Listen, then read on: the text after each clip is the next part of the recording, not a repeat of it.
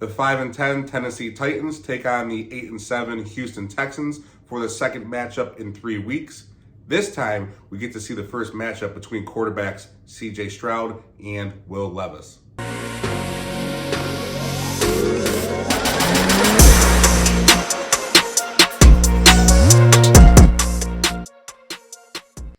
Hey everybody, thanks for tuning in. My goal was to get to 500 subscribers by the end of the year. I don't foresee that happening as there's less than 2 days left in 2023, which is just crazy. But my goal now is 500 subscribers just in general. Whenever it happens, it happens. And I want to thank you guys that have been with me since day one. Appreciate you guys, love you guys. But diving into this game, the Tennessee Titans are coming off of another blown halftime lead against the Seattle Seahawks.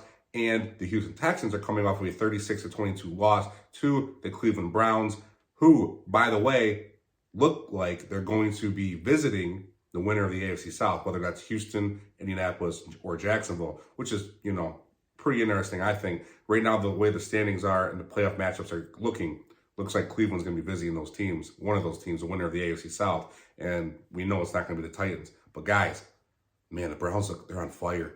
They are on fire. That's going to be a tough team for anybody in the AFC South to beat. I'm personally rooting for the Browns this year. I think it's a cool story. Love the Joe Flacco story.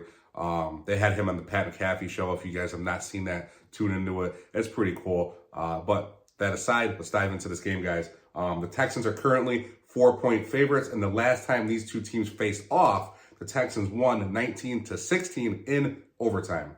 And the Titans lost this game the way they do most. Like I said earlier, they blew a halftime lead. And also, Will Levis was sacked 7 times. There's not anything telling me that things will be much different this time, especially since Houston gets Stroud back, which is scary. I expect the Texans' offense to be much better with Stroud, and I still expect the Titans' offense to give up a handful of sacks. Unfortunately, the Titans currently rank dead last, guys. God, they suck. Dead last in pass blocking efficiency. Just absurd. Now, I wonder, by the way, if that's why Will Levis gave the offensive lineman suitcases for Christmas, which I absolutely find hysterical. I think that's the funniest thing. Ryan Tannehill got him watches. Will Levis got him suitcases. Like, get the hell out. I don't want half you guys next year. If not, I only want one of you, and that's Peter Skoronski. The rest can go. I will pull up the injury report for you guys here, and I'm not going to talk on every single one of these guys, but we'll start with the Tennessee Titans.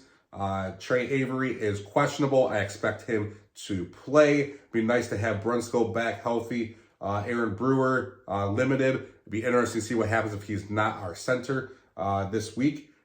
Now, Marlon Davidson, he's questionable. I expect him to play. Caleb Farley, he's out. Now, guys, if he does not play next week, obviously, he has not played all season. We know what happened with him with his back surgery, the injury, and what happened to his father, which was unfortunate.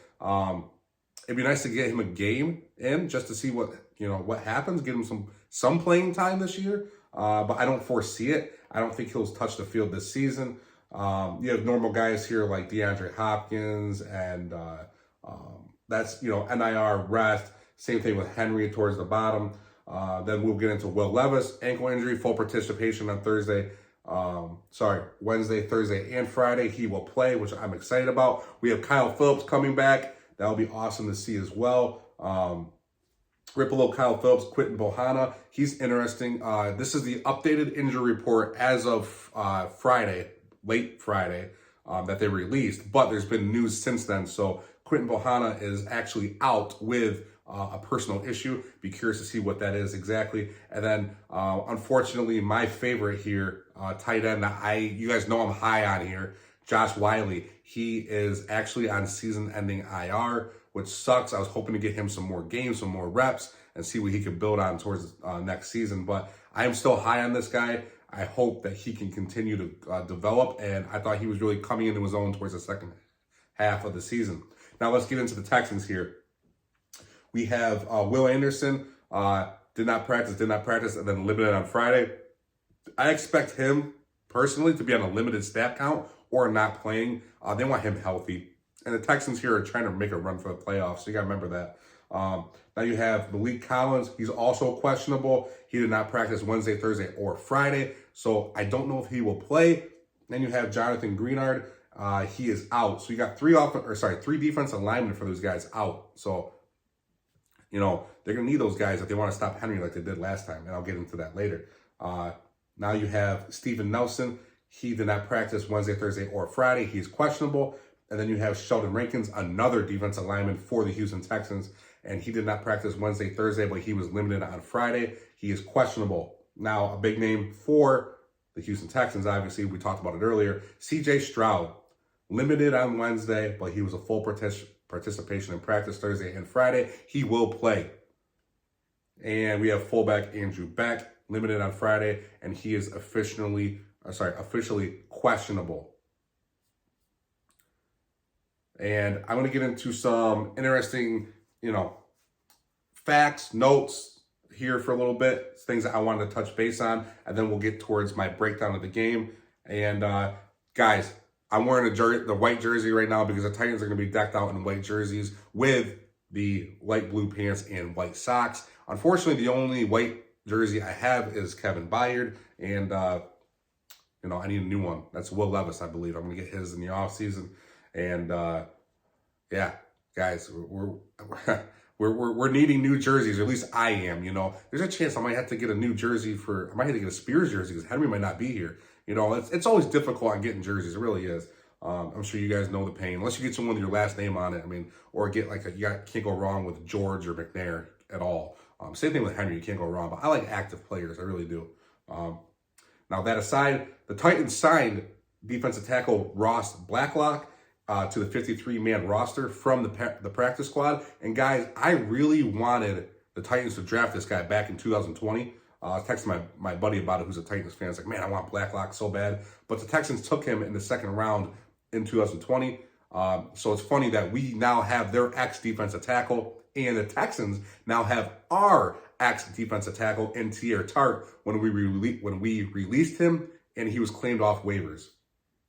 We just swapped real quick there, which was interesting. Now, I wanted to track DeAndre Hopkins' bonuses here because he will hit the majority of them. And this is one of the things I'm looking for the rest of the season, as well as some other things I'll get into. But I want to see him hit his bonuses. I want to see him come back next year and do even better. So he has already earned $500,000 for his yardage, but that could go up to $750,000 if he hits 950 yards, and it could go up to $1 million if he hits 1,050 yards. He is currently at 939, so I do foresee him hitting the full bonus of $1 million with 1,050, because that's only another 111 yards, and I think he will hit that.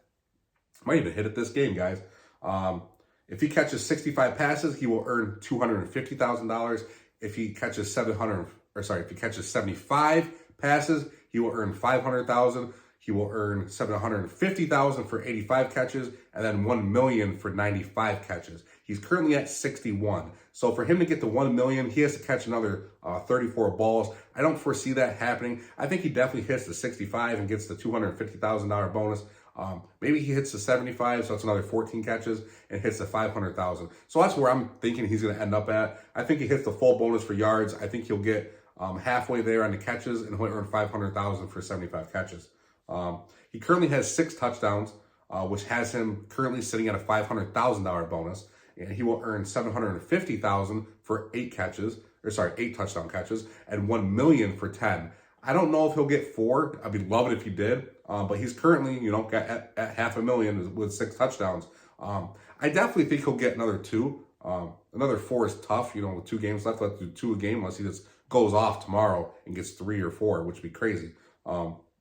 He will also earn a $500,000 bonus if he plays 84% of offensive snaps, which, we'll know more about that towards the end of the season, whether he actually logs that 84% or not. I hope he hits that as well. I hope he gets everything, guys, because I can't wait to watch this guy with Will Levis next year continue to grow, and hopefully behind a much improved offensive line. And I hope he balls out against his former team. That's something else to pay attention to. This is, the team that drafted him, the Houston Texans. He's revisiting them, see how the fan base in Houston receives him in or doesn't. Now, some things I want to see from this game, as per normal, since we've been eliminated from the playoffs, something I always want to see from the Titans here. I want to see the offensive line continue to get better. I want to see if Andrew Rupkich gets more playing time. So this guy was talked very highly on by Mike Vrabel last week, and he was very complimentary of him. And really curious to see what his snap count's like this week, or if he starts. I want to see the secondary play well, and I hope Garor can continue to play solid and maybe build off of this and continue into it next year.